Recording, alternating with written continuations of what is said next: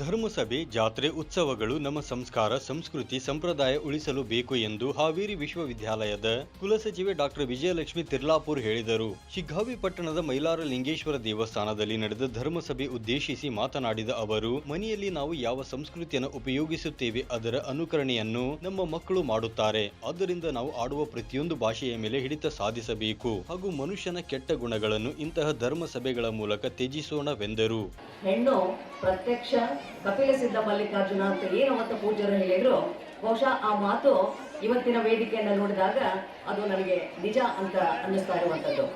ಇನ್ನು ಸಮ್ಮುಖ ವಹಿಸಿ ಬ್ರಹ್ಮಕುಮಾರಿ ಭಾರತೀಜಿ ಮಾತನಾಡಿ, ಜೀವನದಲ್ಲಿ ಶಾಂತಿ ಬೇಕು ಎಂದರೆ ಬೇರೆಯವರ ಬಗ್ಗೆ ಮಾತನಾಡುವುದನ್ನು ಬಿಡಬೇಕು. ನಗಬೇಕು, ನಗುವುದನ್ನು ಕೊಟ್ಟಿರುವುದು ಮನುಷ್ಯ ಜೀವಿಗೆ ಮಾತ್ರವೆಂದರು. ಇದೇ ವೇಳೆ ಹುಬ್ಬಳ್ಳಿಯ ರಾಜಶೇಖರ ಶಿವಾಚಾರ್ಯರು, ಕೂಡಲದ ಗುರು ಮಹೇಶ್ವರ ಶಿವಾಚಾರ್ಯರು, ಶಿವಬಸವ ಗುಬ್ಬಿ ಮಠ ಹೆರೂರು, ವಿರಕ್ತ ಮಠ ಅಕ್ಕಿ ಆಲೂರು ಶ್ರೀಗಳು ಸಾನ್ನಿಧ್ಯ ವಹಿಸಿ ಆಶೀರ್ವದಿಸಿದರು.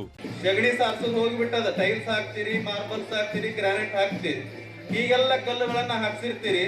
ದುರ್ದೈವ ಏನು ಅಂತಂದ್ರೆ ಕೆಲವೊಂದು ಮನಿ ಒಳಗೆ ಏನ್ ಮಾಡಕ್ಕಂತ ಮನಿ ಒಳಗೆ ನೀವು ನೋಡಿರ್ಬೋದು, ಯಾಕೆ ಹಿಂಗ ಚಪ್ಪಲಿ ಹಾಕೊಂಡು ಮನಿ ಒಳಗೆ ಅಡ್ಡಾಡಬಾರ್ದು ಅಂತ ನಾವು ಅಂತೇವಿ.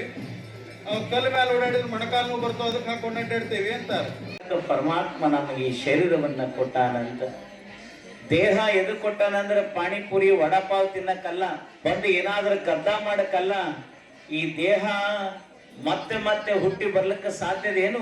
ಎಷ್ಟು ವರ್ಷ ಪರಂತರವಾಗಿ ನಮ್ಮ ಸಂಗಪ್ಪ ಮರಬದವರು, ನಾನು 12 ವರ್ಷ ಹಿಡ್ಕೊಂಡಿದ್ದು ನೋಡಕತ್ತೀನಿ. ಅದಕ್ಕಿಂತ ಮೊದಲು ಯಾವಾಗ ಗುಡಿ ಪ್ರಾರಂಭ ಆಗಿದ್ದು ಗೊತ್ತಿಲ್ಲ.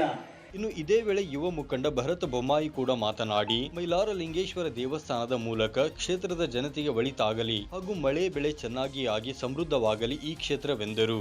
ನನ್ನ ಪ್ರಕಾರ ಇದು ನನ್ನ ಸೌಭಾಗ್ಯ. ಯಾಕಂತಂದ್ರೆ ಒಂದು ಮೈಲಾರ ಲಿಂಗೇಶ್ವರ ಆಶೀರ್ವಾದ ಮತ್ತು ಎಲ್ಲ ತಾಯಂದಿರ ಆಶೀರ್ವಾದ ಸಿಗ್ತಾ ಇದೆ ಅಂತ ನನ್ನ ಸೌಭಾಗ್ಯ ಅಂತ ನಾನು ಈ ಸಂದರ್ಭದಲ್ಲಿ ಹೇಳಕ್ಕೆ ಇಷ್ಟಪಡ್ತೀನಿ. ಈ ಸಂದರ್ಭದಲ್ಲಿ ಸುಶೀಲಕ್ಕ ಪಾಟೀಲ್, ಡಾಕ್ಟರ್ ರಾಜೇಶ್ವರಿ ಚೆನ್ನಗೌಡರ್, ಡಾಕ್ಟರ್ ರಾಣಿ ತಿರ್ಲಾಪುರ್, ಶಾಂತಾಬಾಯಿ ಸುಬೇದಾರ್, ಅನುರಾಧ ಮಾಳವಾದೆ, ರೂಪಾ ಬನ್ನಿಕೊಪ್ಪ ಸೇರಿದಂತೆ ಅನೇಕರು ಉಪಸ್ಥಿತರಿದ್ದರು. Suresh Eligar, 9 live news, Shiggavi.